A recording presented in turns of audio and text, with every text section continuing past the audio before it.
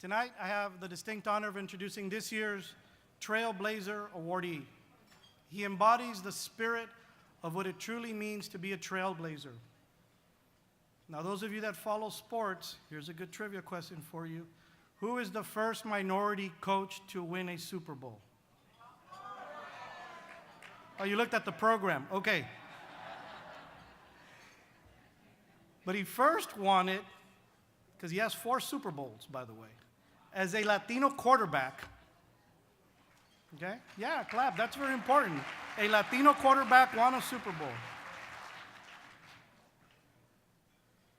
2 as a head coach, and 1 as a contributor, claiming 4 rings.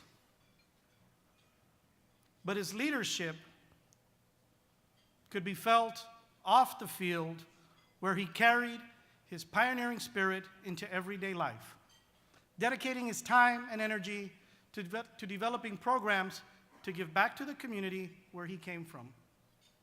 He grew up working in the fields of California's Central Valley in Sanger, California. Where's California? I know you're here.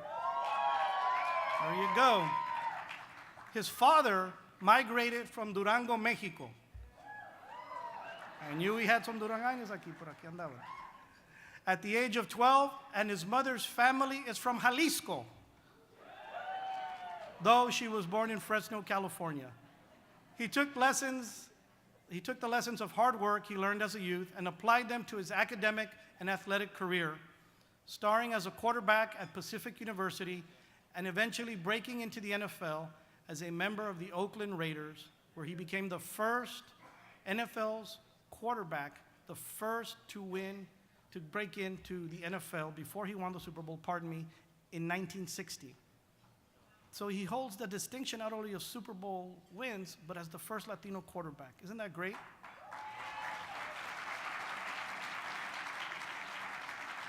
After winning his first Super Bowl as a member of the Kansas City Chiefs in 1963, we got some Chiefs fans in the house.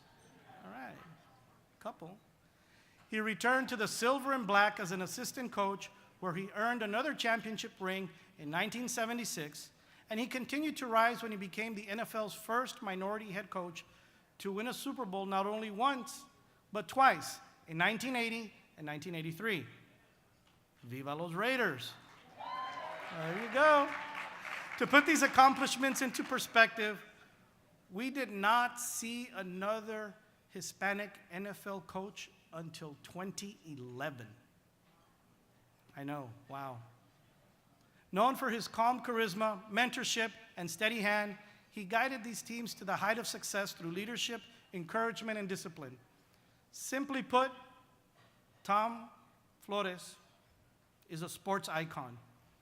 But it's perhaps what Tom Flores has done away from the football field that truly exemplifies his trailblazing spirit. Never forgetting his roots, he leveraged his position to develop the Tom Flores Youth Foundation, which is dedicated to raising funds and creating resources for education in science, sports, and fine arts in Sanger Unified School District. Yeah, that's a big thing, someone that gives back. LULAC strongly believes that this is vital to introduce Latino students to STEM at an early age in order to pursue careers in the fields where Latinos are traditionally underrepresented. Additionally, for 25 years, his annual golf tournament has raised millions of dollars for the Scouts with Disabilities program as a part of the Boy Scouts of the Los Angeles program.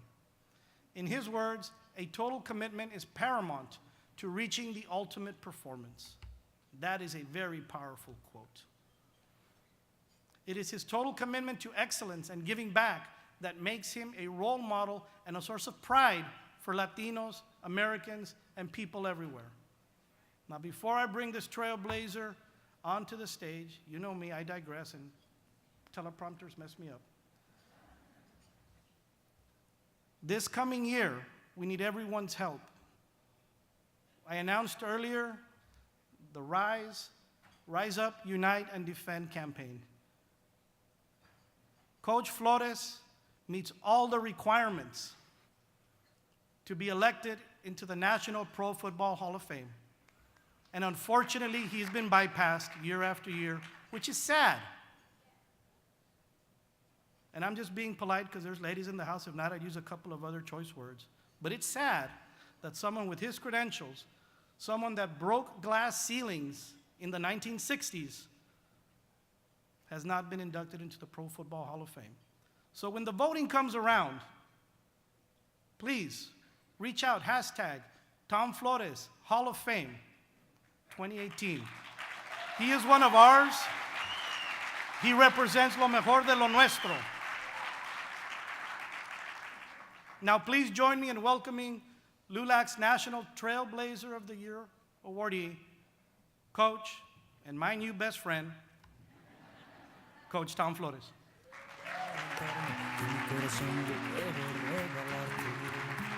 Los 14 de febrero enviarte mil flores, un detalles pero valores, no te olvides de mi nombre. Quiero regalarte un pacto de mi parte, para que tú nunca pienses en dejarme, y mi corazón desnudo entregarte. Quiero regalarte mi mejor sonrisa, por si un día lloras tienes mi alegría, y te sientas siempre protegida, niña. Y los 14 de febrero enviarte mis flores, un detalles pero valores. Thank you.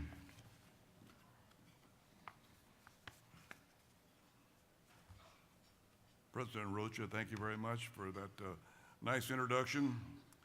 You made a mistake. The way I wrote it wasn't exactly that way. But it came out pretty good. It sounded pretty good anyway. I really appreciate it. I really appreciate being back here. My first venture with LULAC was in Corpus Christi years and years ago when there was a small little group getting together, and then later on in Laredo, Texas for the International LULAC Foundation. And so I haven't been back since, so it's been a long time, but I've always followed LULAC and been a follower of what they accomplish. It is remarkable how far they've come, how far you've come, because you are LULAC, and you should be proud of what you do and what you've done. I want to Senator Durbin mentioned some words that he quoted, tell the story.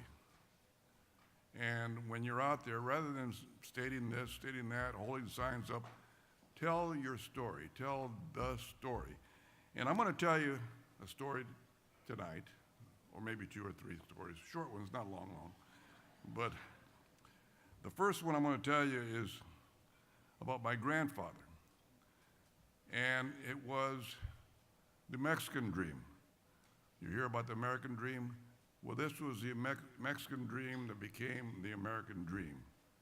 When he was raising raising his family in the state of Durango, and he was working. This was when my dad was about 12 years old, and my grandfather was working in the mines in Durango, and the bandits would come through the villages, and they'd steal and rape and pillage, and my dad remembers his 2 sisters and his mother running down the hill and hiding, and he and his brothers getting on the floor as the bandits would come through the villages and bullets would come through the windows.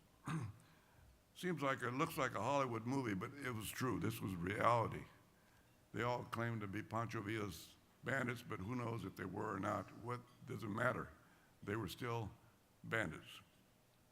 So everything they had, everything they owned, they got in a little truck, the rail car, came down the mountain, and in those days they were paying the Mexican braceros to come and harvest the crops in California.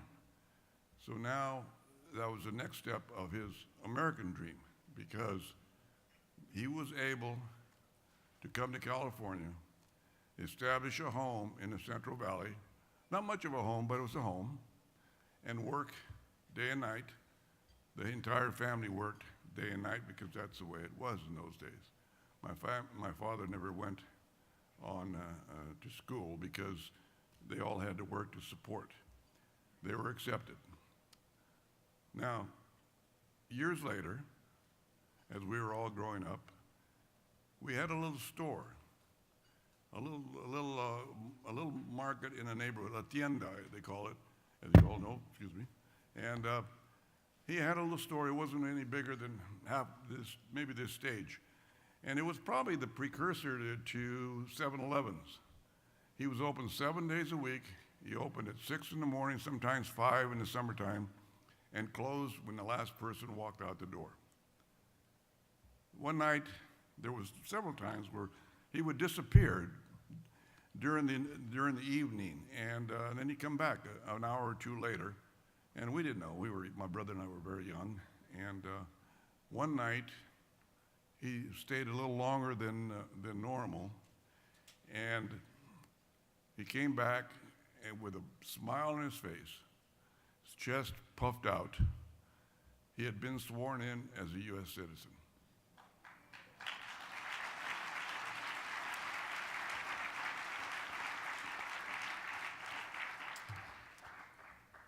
Those nights he was going to school, to class, to learn how to pass the test they had to pass. He was so proud that he had achieved the American dream. An entrepreneur, able to work where he chose, raise his family. We are U.S. citizens, but now he was one of us, and there was no one any prouder than my dad. And we were too young to realize at the time, but I finally realized it years later when my wife got all this out of him. That's probably why I buried her. I met her 55 years ago. We got married, my wife Barbara.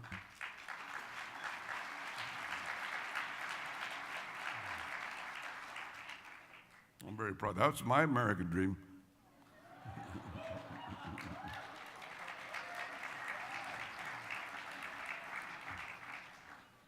When I was a young boy, we actually lived in a little like a lean-to with no running water. My bed was a little grape box with blankets in it. This was when we were just young little kids, and it was right before World War II. Once World War II started, we moved into a house with running water and real floors. And my dad and my grandfather sharecropped this property for a gentleman named Mr. Giovacchini. So they were able to accumulate some money then, and then from there we went to our own house, and then I started into the school system of our fine nation at that time, and sports. Sports were always fun. Every kid liked sports. Never knew what a football was. I knew what a baseball was.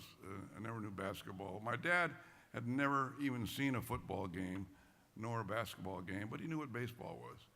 Well, through the years, as I went through school, my parents got more familiar with what I was doing and my brother were doing, and with the game of football, which I seemed to be better at than I was the other sports.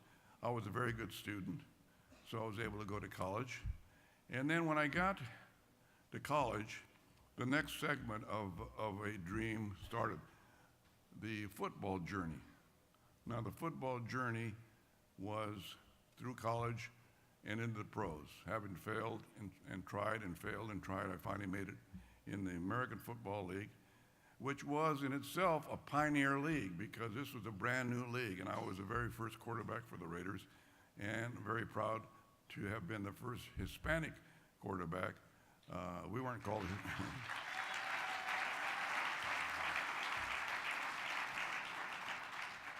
and that was a long time ago.